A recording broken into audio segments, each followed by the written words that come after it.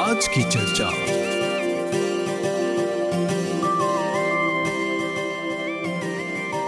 आप सभी को नमस्कार और आदाब। आशा करती हूँ कि आप सब स्वस्थ हैं, कुशल मंगल हैं। और अब समय हुआ है, जैसे कि आप ने सुना, आज की चर्चा प्रोग्राम का। तो इसमें आप सभी श्रोताओं का हार्दिक स्वागत करते हैं। और वैसे हमारी टीम में है आज फैज़न नूरअली, कादिर कोदारीन, अंतीश, उरुसा, दीपशिखा, साथ में हमारे जो प्रोड्यूसर हैं देव लचमाडू। हम सब की ओर से हम लोग बिल्कुल तैयार हैं ये प्रोग्राम आपके लिए प्रस्तुत करने के लिए। और आप ये जानना चाहेंगे कि आज का विषय कौन सा है। जी हाँ, आज हम चर्चा करेंगे अवैध कचरा फेंकने की बढ़ती समस्या और स्वच्छता की ज़रूरत, यानी कि इलीगल डंपिंग और क्लीनलीनेस। आज हमारे गांवों और शहरों में खुले में कचरा फेंकना, गंदगी फैलाना और पर्यावरण को नुकसान पहुंचाना एक गंभीर चुनौती बन गई है। बस ये पर्यावरण के लिए नुकसानदेह नहीं है, बल्कि हमारे स्वास्थ्य पर भी काफ़ी असर करता है। तो आज इस विषय जो हमने कभी कहा इलीगल डंपिंग, हमारे साथ इस स्टूडियो में हमारे मेहमान हैं जो पुलिस de l'environnement से आए हुए हैं। और आप हैं श्री ओमदत्त सीताराम, जो पुलिस de l'environnement के सब इंस्पेक्टर हैं। तो इन सारे सवालों का जवाब हम इनसे पाएंगे। तो श्री ओमदत्त सीताराम जी, नमस्कार और स्वागत है हमारे इस प्रोग्राम में। सभी को नमस्ते, आपको नमस्ते। और जैसे कि हमने बताया कि पुलिस de l'environnement, पहला हम यही खोजब जाने के कि जो इकाई है पुलिस में ये कौन सी है और एक जो शुरुआत कब से होल बा। हाँ, पुलिस de l'environnement एगो यूनिट है, एगो विभाग है मॉरिशस पुलिस फोर्स के। वो ईयर 2002 में जब l'environnement के कानून बनल हल, एनवायरमेंट प्रोटेक्शन एक्ट, तभी वो कानूनवा में है कि एगो ला पुलिस जाके बॉस चाहिए रहे के में। तभी से कमीशन ऑफ पुलिस और मिनिस्ट्री में मिल के एगो यूनिट बने सब पुलिस de l'environnement, तब से एग्जिस्ट है। तो जब शुरुआत में बनल हल तो हमने के ऑफिस जो रहल सिर्फ वो। अच्छा, कहाँ कहाँ पावल जाला एक ऑफिस? हाँ, तब पहला वो हमने के ऑफिस, हेड ऑफिस रहल पोर्ट लुइस में। वो है कैंडी बिल्डिंग में ग्राउंड फ्लोर, जहाँ पर मिनिस्ट्री ऑफ एनवायरनमेंट बा। तो बाद में का होल, क्योंकि हमने के पब्लिक से ढेर कंप्लेंट मिला था, तो हमने के ministry commission of police decide कर आंसर डिसेंट्रलाइज करके। अच्छा, तो डिसेंट्रलाइज होल तो हवे जो पुलिस de l'environnement अब दूसरा नाम से जनाए लगल, डेप्ट डिविजनल एनवायरमेंट प्रोटेक्शन टीम। तो देश में सगरो फैल गल, मतलब पूरा नॉर्थ, साउथ, ईस्ट, वेस्ट वैसा। तो नॉर्दर्न में जो है ओके बोल दिसा डेप्ट नॉर्दर्न, वो रिविया जिरापा पुलिस स्टेशन में पावेला। ईस्टर्न में ओके बोला सा डेप्ट ईस्टर्न, वो सेंट्रल फ्लैग पुलिस स्टेशन में पावेला। ऐसे अब सेंट्रल में मिडलैंड्स में, और साउथर्न के ओजबिल में, और वेस्टर्न के ओजिल में, और पोर्ट लुइस के जो है port Louis north, port Louis south, वो हुए हमने के हेड ऑफिस में पावेला। अच्छा भाई साहब, ये जन पुलिस de l'environnement, ये इकाई वा, ये यूनिट वा, ये में कई जना, कितना लगभग सकबो कई जना काम करे लंजा? अभी हमने के कितना ऑफिशियल बा? अभी हमने के स्टैंड्स 32 बा, 32 ऑफिसर्स। तो सब जितना डेप्थ में बोली वहाँ पर अब 5 गो ऑफिसियर बा, एगो सेजन रहेला और 4 गो पुलिस और लोग के संगे काम करन सर।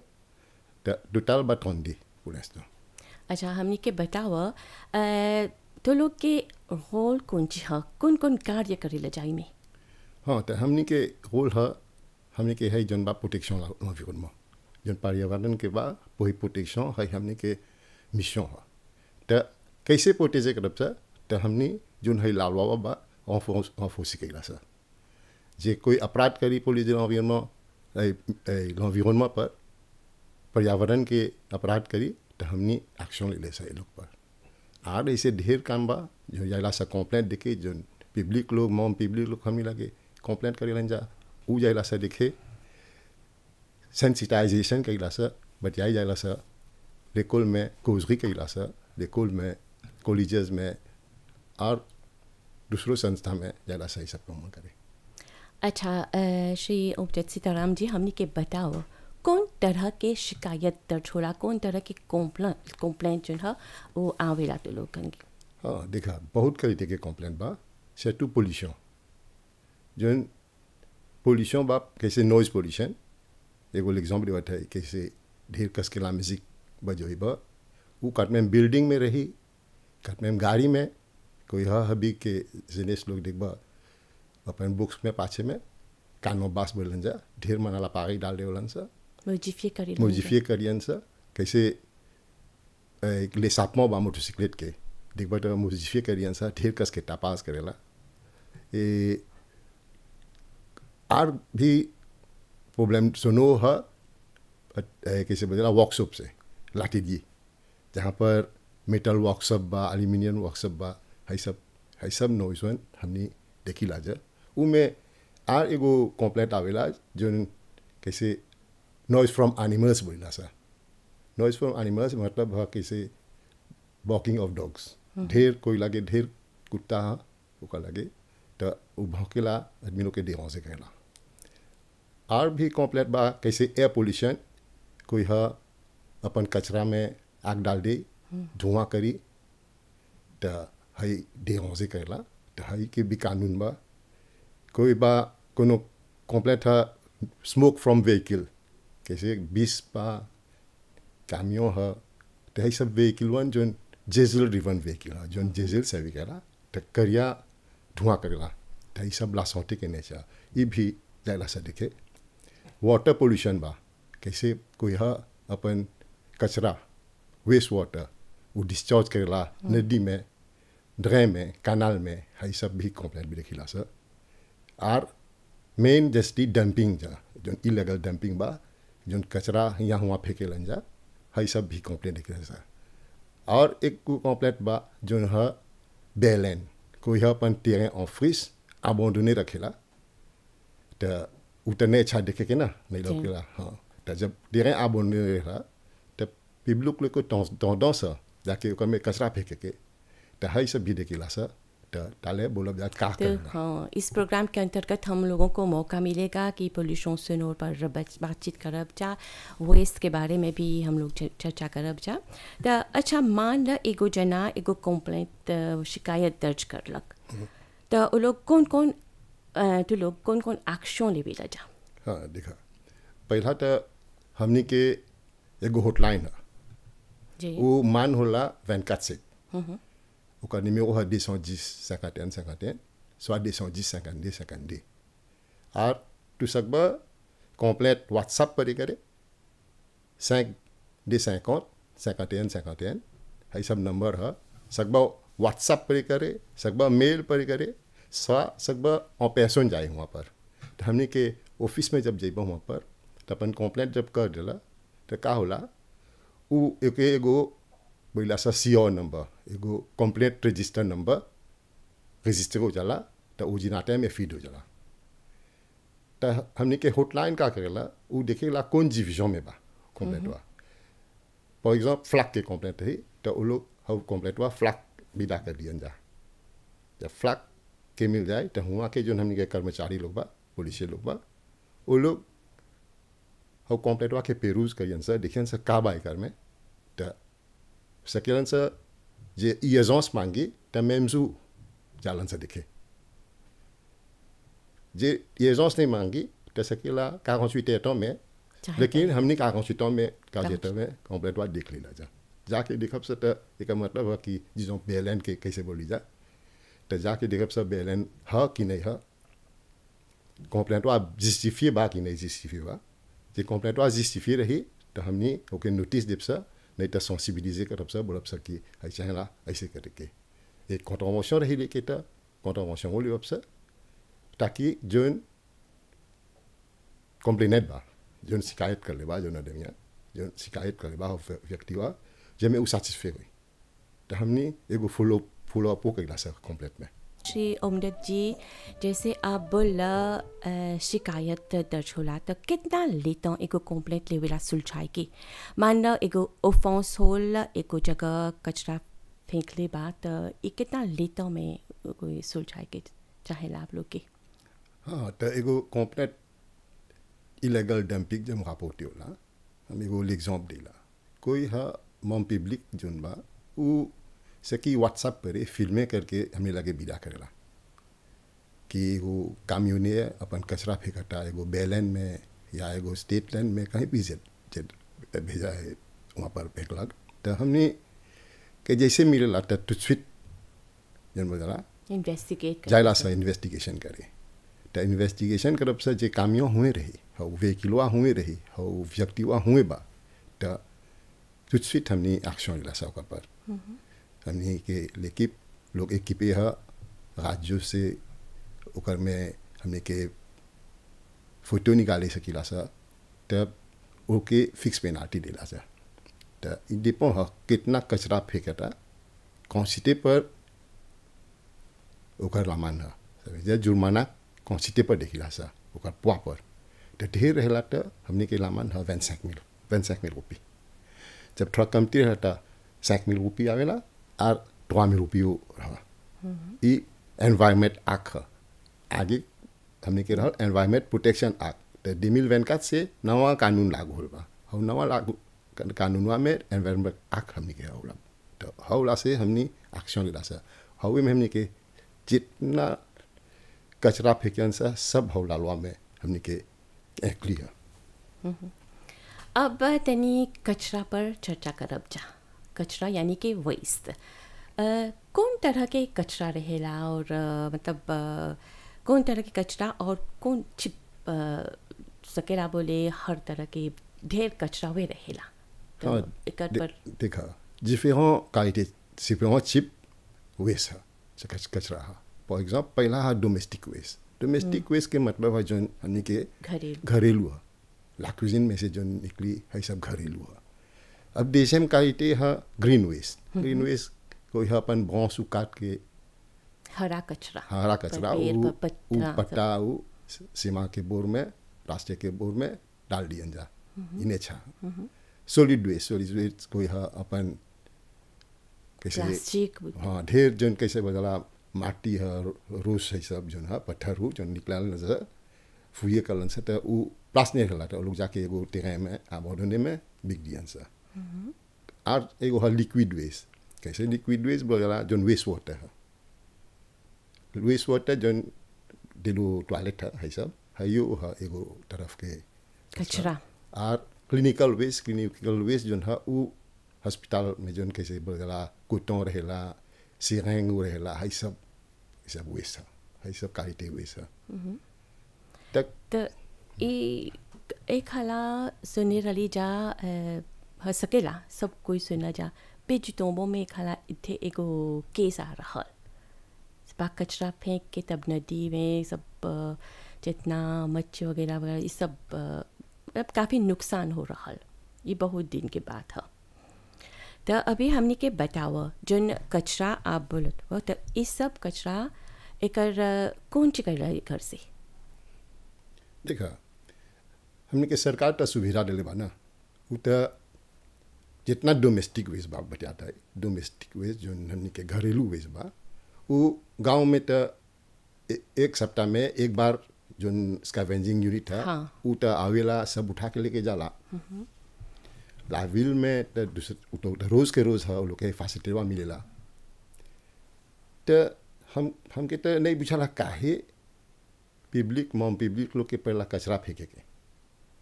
वो तो एगो ऑफेंस है कानूनन जुर्म है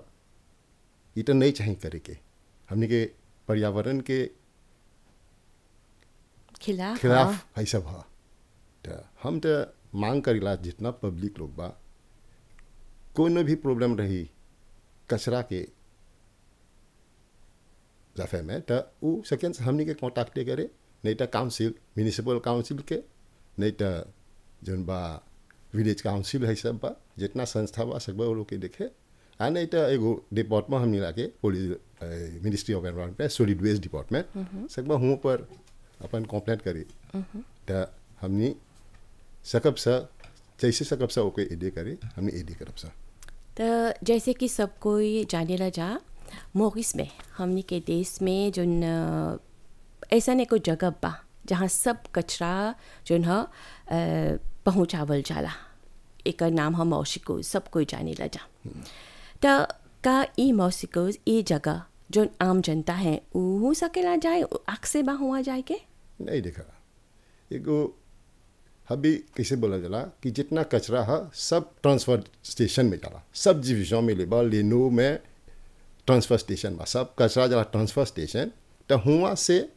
तब जाला मॉसिको लैंडफिल तो अब जहाँ पर सुविधा बा कैसे पोलवी के डिविजन में रोसबा में बा एगो ट्रांसफर स्टेशन लेनो में बा पुडो में वो एगो ट्रांसफर स्टेशन है ईस्टर्न में बा लालोगा हुआ पर एगो ट्रांसफर स्टेशन बा और वेस्टर्न में उधर बा सैमाउंटेन और सेंट्रल में बा लाब्रासरी तो है सब कैसे बोला ये ट्रांसफर स्टेशन है सब कचरा जितना मिलेला कचरा म्यूनिसिपैलिटी काउंसिल लोग सब ले जाके हुआ रखे जा अच्छा ये कचरा पहुँचावे में कोनो खास गाड़ी कोनो खास वाहन लेके जाला हुआ हाँ देखा है जो गाड़ी जा सके है जो काउंसिल के गाड़ी जाता ये लोग के प्रॉब्लम नहीं बा तो जी कि दूसर गाड़ी जो जाए कचरा लेके वो लोग के चाहला एगो वेस्ट करियर परमिट अच्छा तो वेस्ट करियर परमिट है चाहला एप्लीकेशन करे के तो वो लोग सकियन से अपन कचरा ले जाए है ला है जे 500 kg किलो पास से ज़्यादा रही तो है ला चाहला ऐसे ही चाहिए तब न पैमी मिली चाहे मैं चाहला पैमी तो जी के कैसे तोहर लागे थोड़ी बहुत कचरा बा एगो 200 किलो 300 किलो के कचरा बा तो तू सकबा आम जनता के जाए सकबा ले जाए और ट्रांसपोर्टेशन में जाके वहाँ पर अपन कचरा छोड़ के चले बा हम मांग कर रही तो थोड़ी बहुत कचरा बा कैसे कोई हा देखा ना कोई हा मतला फेंक देवेला सीमा के बोर्ड में देख बेटा सोफा वे सोफा सीमा के बोर्ड में कोई रख देवेला तो है सब सरकार तो सुविधा देवा ताकि तू सकबा है एगो काट में स्वा एगो कामियों एगो जिला एगो व्हीकल में ले जाके वहाँ से छोड़ दे पेमीवा चाहे ना नहीं जब औबा 500 किलो के नहीं चाहिए तब नहीं चाहिए लाओ 500 किलो के चाहिए पेमी अच्छा तू लोग के जो एगो टीम बाते इलीगल डंपिंग पर नजर रखेला जा हाँ देखा तो कौन थी बा एकर पर कौन निगरानी कैसे निगरानी रखेलन जा देखा हमने के पुलिस मत ऊँचे मोरिस में फैलल बा ना तो सब हमने के जो डेप बाटे वो लोग प्लास डालन से आइडेंटिफाई करे कहाँ डैम्पिंग होला मम पब्लिक लोग एक आगो प्लास है जहाँ पर डैम्पिंग करेला एगो आदमी फेंकेला साल्टे तो दूसरों को आवेला कचरा वहाँ फेंके देखबा तो 3 जना कचरा तब देखबा वहाँ पर ढेर मना कचरा हो जाए तो हमने यही सब +1 आइडेंटिफाई करेला सब पहला तो कैसे तो जब कोनो कैमरा रहेला कोनो सर्विलेंस मतलब मंत्र हाइला में पहला हमने के मेंबर्स ऑफ पब्लिक वो लोग बहुत इडी करेला हमने के इन्फॉर्मेशन देवेला हमने के बहुत इन्फॉर्मेशन मिला और ला पुलिस ज़्यादा तक इन्फॉर्मेशन से काम करेला हमने के टेलीफोन पर व्हाट्सएप पर हमने के बतलावेला सब प्लास कहाँ कचरा बा तो जब हो +1 हमने आइडेंटिफाई करेला सर तो हमने के लेके जाला वहाँ पर सर्विलेंस करेला इसका मतलब है कि हमने एक आध ऑपरेशन निकालेला सर ऑपरेशन होला डंपिंग के है ये इलीगल डंपिंग बोला यही सब के ऑपरेशन करेला सर तो जाके हमने सर्विलेंस करे सब +1 में जो भी हमने लागे पकड़ाला देखिला सर कचरा के फेंकला तो वो लोग संग ज़ेरो टॉलरेंस है वो लोग के सोचते हैं तो है में जब कचरा के फेंकलक तो एक ऑफेंस कैसे बोली एगो कामियों जाके फेंकलन तो ओकर लामान है 25,000 रुपये हाई में 25,000 रुपये नहीं पे करला हो ओके बोला से कि हो प्लासवा के फैन से सफा रखेगे ओके चला रेंस्टेट करेंगे वो अपन कचरा सब रमास के ओके बोला से जा अपन ट्रांसफर स्टेशन में फेंका हाई लालवा ऐसे क्लियर हो जे नहीं फेंकी तो ओकर लामान दूसरा नहीं रमासियन से तो हो भी एगो जुर्म तो मान लो एक जना के घर में पड़ोस में एक तेरे बाती और जैसे बोले तेरे अंफ्रिश या क्या अंफ्रिश तो जन बहुत साल से वो अबandonné बा और प्रोप्रिएटर जन हा इपर पर कुछ देखभाल भी नहीं करा था और ये सब जैसे घास बढ़ गल बा अब जब घास बढ़ गल बा तो प्रोप्रिएटर मान विदेश में बा उत्तर मोरिस में नहीं बा विदेश में बा तो वाजा लोग शिकायत करे तो जा कि मुस्चिक ढेर बा तो अब जो ये सब ओके देगांव से कर लेता तो जो वाजा हुआ वो कहाँ मतलब ऐसा कहाँ चाहिए के कंप्लेंट करेगी la police de l'environnement कहाँ कैसे कौन प्रोसीजर है देखा टाले हम अपन नंबर डिलीसा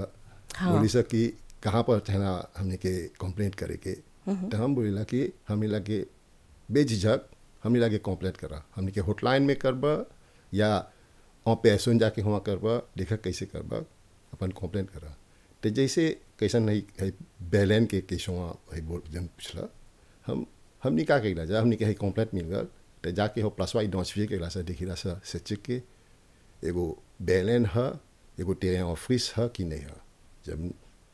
वो में काम में है जब पोपीटे नून सब जानी ला सकी कि है पोपीटे तो ओके नोटिस दिला सा आइस बोला आइसो आर्बिट्रेट नोटिस ये हमने के कानून में है हमने के लालवा l'environnement में है तो ओके एगो आइसो आर्बिट्रेट नोटिस दिला सा तो ई में नोटिसवा में कहा ये एगो एकर में फाइन नहीं है ई में हमने बोला सा कि अपन टेरेवा के साफ करा नेटवाई करा ओके दे ला सा लेता des jours à 30 jours des jours à 30 jours में वो जो नहीं नेटवाई करी तब फाइन है 10,000 का जुर्माना है तो ज़्यादा लोग नेटवाई कर साफ करे उलन सा तो कुछ लोग है जो नहीं नेटवाई कर उलन सा तो उन लोग के कौन सी करेला सा हाई फाइनवा दिला सा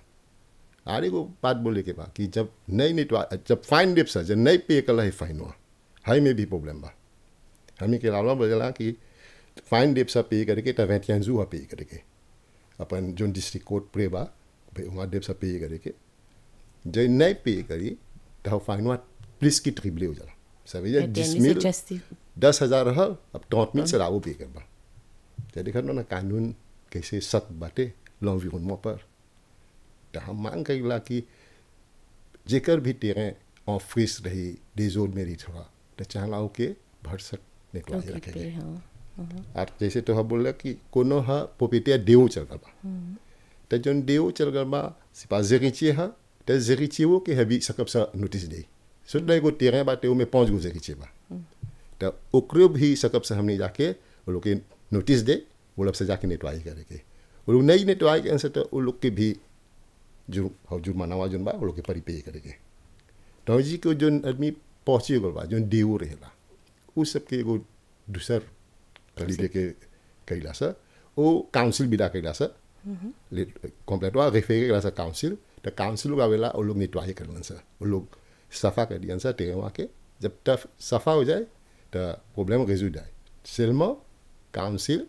बाद में जब हो व्यक्तिवा जो दूसरा पे में बा वो रिटर्न हो रहा तो काउंसिल उससे पैसा रिक्लामे करी कितना पैसा लगल नेटवाई करके वो लोग हो पैसा ओकर से लियन सा ऐसे है तो भाई जी जैसे सब कोई जाने लगा स्मोकिंग यानी कि धूम्रपान और इलीगल लिटरिंग कचरा फेंकना पब्लिक स्थल पर ये तो वर्जित है मना है तो अगर कोई एफोर्स करता तो कौन एक्शन ले बोल जाला हमने के जैसे बोलिए हमने के जन बस ये जैसे ये स्मोकिंग तो जैसे आम जगह पर दुकान वस्तु टैक्सी सब वहाँ वर्जित है नहीं चाहे करेगी तो ऐसा न शिकायत मिल चला तो आप लोग तुरंत कैसे लेवे लाएगो सक्षम तो जैसे बोली डालर से कि जब भी हमने के लेकिन बा जो हमने के टीम बा पेट्रोल करेला सेटू जो विलाज में पेट्रोल करें सा तो वहाँ पर वो लोग सर्वे करें सा प्लास पब्लिक में फीमे करके जिते करके फेंके के दुकाने है तो वो एगो ऑफेंस है वो ऑफेंसवा के सकब से फिक्स पेनाल्टी दे ओकर लामन है 3,000 रुपया और नहीं तो ओके सकब से लाखों भी कर दे लाखों में जाए तो हूँ पर लगभग 3,000 तक ओकर नामान सकी पे करे। अच्छा भाई जी, एक इशारा हुआ है कि उरुसा ने इशारा किया कि एक श्रोता है लाइन पे, ज़रा इनको ज़रा सुन लेते हैं। Hello hello Allô, namaste. नमस्कार जी। Namaste. Et malheureusement, mon pas trop capable cause Bhojpuri. So, mon pour cause un petit coup créole. बताओ। Allez, moi, une personne qui reste dans Upper Plain Williams. On a déjà fait plusieurs complaintes ministère et la police de l'environnement. Ça veut dire, moi, reste au rez-de-chaussée, moi. Moi, on a mon voisin à côté de moi, qui reste au premier étage, qui tous les samedis, tous les dimanches,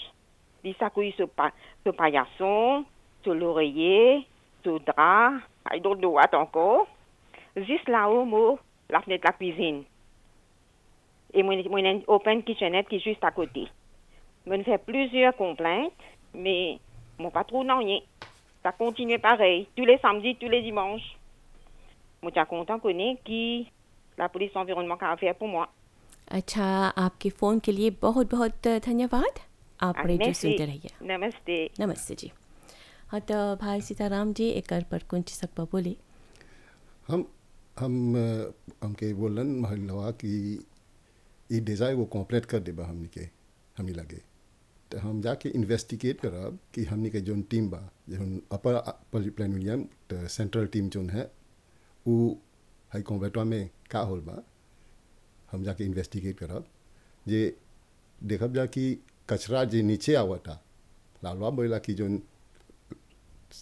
public place में आए तब उला में एगो जुर्माना हो। जब public place में नहीं रही तो हमने सेंसिटाइजेशन करेला सर बोला जा कि देखा हाई प्रॉब्लम होता हाई नहीं छवा तो सेंसिटाइजेशन करेला सर आ नहीं तो दूसरा लोटोगिते बा जब भीतरे में जब लाकू में रहला तो एगो लोटोगिते है बिगो सानिटिया तो सब हुओं पर बिगो सानिटिया कंप्लेंट करे फिर भी हाई बहन जी जन फ़ोन कर ले बा। हाँ एक कंप्लेंट जाके इन्वेस्टिगेट करो का होता। आरे को श्रोता के सुनीला जा। हेलो हेलो नमस्ते अनुराधा जी। नमस्कार बहन जी। मेहमान के भी नमस्ते। नमस्ते। हाँ बताओ आप। हमके एगो कंप्लेंट बा जाने ला हम बहुत कंप्लेंट कर ले है शहर हाँ दे 110 पर हॉटलाइन हो और बीरो काप भी गल है ले फिर भी कुछ नहीं होल बा। हमारे एगो वाजें बा घर एगो कावलन के माटी है तो ऊ में जन बूढ़ा बूढ़ी रहलन जा लोग चल गईलन जा लोग देसे दे हो गल तो उनकर दूगो बेटी बा लोग शादी करके चल गल तो एगो बेटा हल तो बेटवा ऊ माजे ऊ बच्ची मूवी सीमा धर ले लकला भोग में तो उवाल घरवा के विद्युत सब तुरतार के लेके चल गल मेटाल उताल में मटिया वो अथी हो गल बा बौंदोने हो गल बा तो ऊ हो गल बा पब्लिक के पुबेल तो हमार घर के पास में बा हम दले पासे में बहुत प्रॉब्लम पासे कर ले है ऊ मटिया खातिर। अब रात के वान आए आदमी लोग में रात के का करे लंजा का नहीं तो जब हमके ढेर अफेक्टे हुई लगल चूहा से कंकरीला से लेजर से सब चीज से तो हम एक जना के पेये करके थोड़ा नितवाई कर ली हमारे घर के पास जोन बा तो नितवाई कर ली तो हमरा उमें तेरह वन मिलल तो हम अपन से पेये करा के थोड़ा कटैली ओकर बाँस ओकर नितवाई कर ली जन हमके अफेक्टे नहीं करी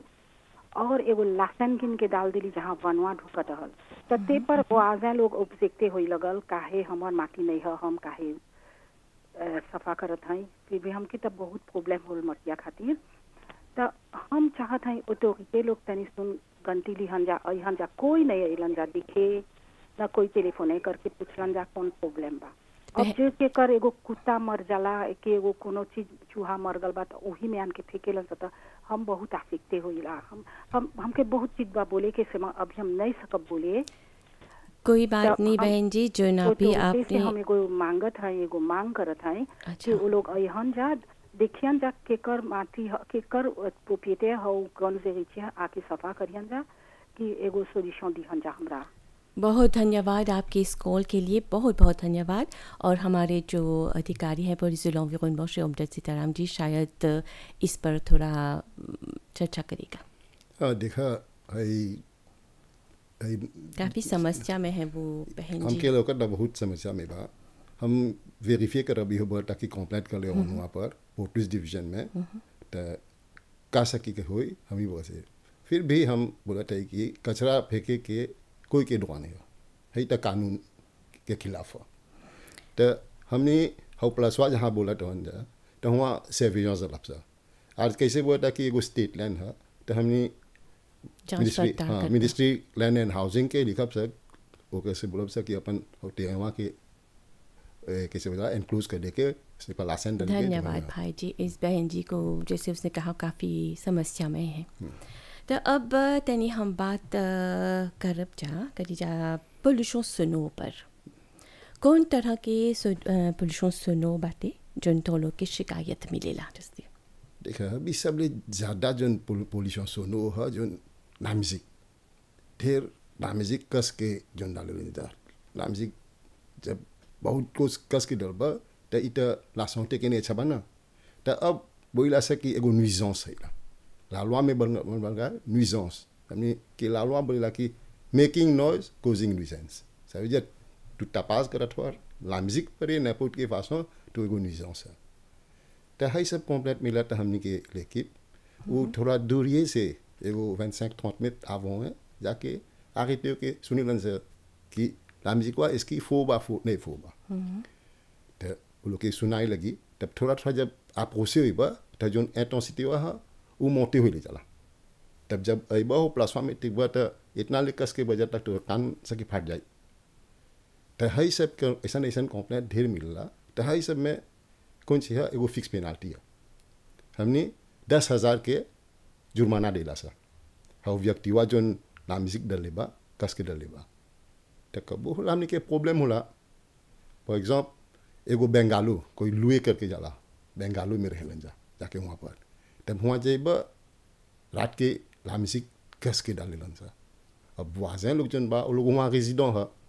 तो नहीं सकन सा सीबिया करे तो हमने जब वहाँ जाए ला सा जब लामिजिक फो होला तो हमने के डिफिकल्टी होला एगो आदमी जब हूँ कोई है सूप पीले रहन सा थी यही कैसे बोला अल्कोहल के इन्फ्लुएंस में रहेला। इसे पोल्यूशन व्हीकल अब परिवहन के बारे में कुछ बोला तो खासकर जो वाहन जेजेल से भी करी लजा इमें कौन एक्शन लेबे लजा इवो फोंस के नतीजा कौन ची है देखा है कंप्लेंट वा ढेर मिला इसे टू 20 जन बा कामियों बाटे जोन वान वो है जोन जेजेल रिवन जोन है जोन जेजेल से भी कहला तो ये है सब के हमने ऑपरेशन केला सा एक बोले सा स्मोक ऑपरेशन तो जब स्मोक ऑपरेशन होला तो हमने के लेके पे गोला पारी लेके जाला वो स्मोक मीटर है उस स्मोक मीटर से देखेलन सा ओपासिटी कितना बा और धुआं जो करिया निकलेला तो वो गोला पारी में पासे होला जब पासे होला तो वो बोलेला कि कितना बा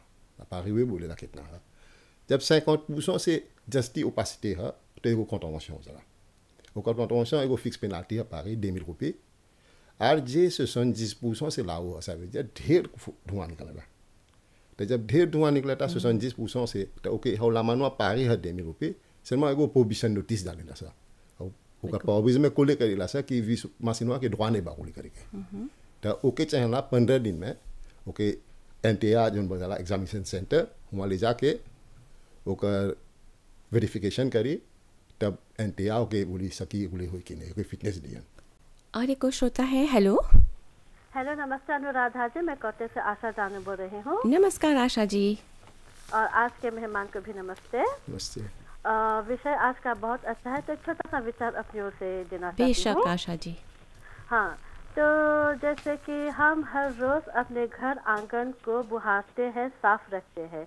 अगर कोई बाहर से आकर हमारे आंगन में कचरा फेंक देता है तो हमें ज़रूर बुरा लगेगा। तो यदि हम हर गली हर गांव हर शहर को पूरे देश को अपने घर की तरह समझेंगे कचरा नहीं फेंकेंगे तो सारा पर्यावरण स्वच्छ होगा। हर एक व्यक्ति अपने जिम्मेदारी को समझेगा तो कोई परेशानी कभी भी नहीं होगी। और आजकल तो ये सुविधा सरकार ने दे दी है कि जगह जगह पर कूड़ेदान है जहाँ पर हम अपने कूड़े को फेंक सकते हैं। कोई राहगीर कभी राह चलते चलते कुछ खाते पीते राह में फेंक देता है, तो आज इसने किया, उसे देख कर कोई दूसरा करेगा, फिर तीसरा, 4, 5 ऐसे करते करते 100 लोग ऐसे करेंगे तो हमारा देश कभी स्वच्छ नहीं होगा। इसलिए अगर एक व्यक्ति अपना कदम बढ़ाएगा तो 1000 लोग अपने कदम बढ़ाने के लिए आगे बढ़ चलेंगे। आशा जी, आपके इस फ़ोन के लिए, इस कॉल के लिए बहुत बहुत धन्यवाद और बहुत सही बोला भाई जी, बहुत धन्यवाद। काश सब लोग ऐसे ही सोचते। तो अंत में हमने के बतावा पिछले 2-3 साल के स्टैटिस्टिक कौन सी बतावता? ऑफेंस कमती हुआ था कि अugmenté होता भाई जी? ऑफेंस तो augmenté हो जाता। हमें तो contravention लेते चाहिए। तोरा 6 janvier है बरिस के illegal littering जो मेगो cigarette c'est pas एगो bouteille plastique, c'est pas एगो papier ou bigla, तो 854 contraventions de l'AISA 6 janvier c'est outling 854 contraventions। और कैसे जोन बा मोटरसाइकिल जोन के सिलेंसियर मॉडिफिए के लंसा ou 34 contraventions बाटे। और जोन सिगारेट फीमे के ला पब्लिक प्लेस में la public place में droit नहीं है cigarette filmer करेंगे तो वो 544 contraventions ले ले ऐसा। अब डंपिंग जोन कामियों लोग जाके फेंका था वो 53 contraventions ले ले ऐसा। और नॉइज जोन la musique जोन है 94 fixe penalty servir ले ऐसा janvier से। और जोन बा स्मोक 143 contraventions ले ले ऐसा जी स्मोक के। तो लोग बताना कितना हमी तक contravention हमी तो अपन काम करे दे जा सिर्फ मोम पब्लिक के चला समझे के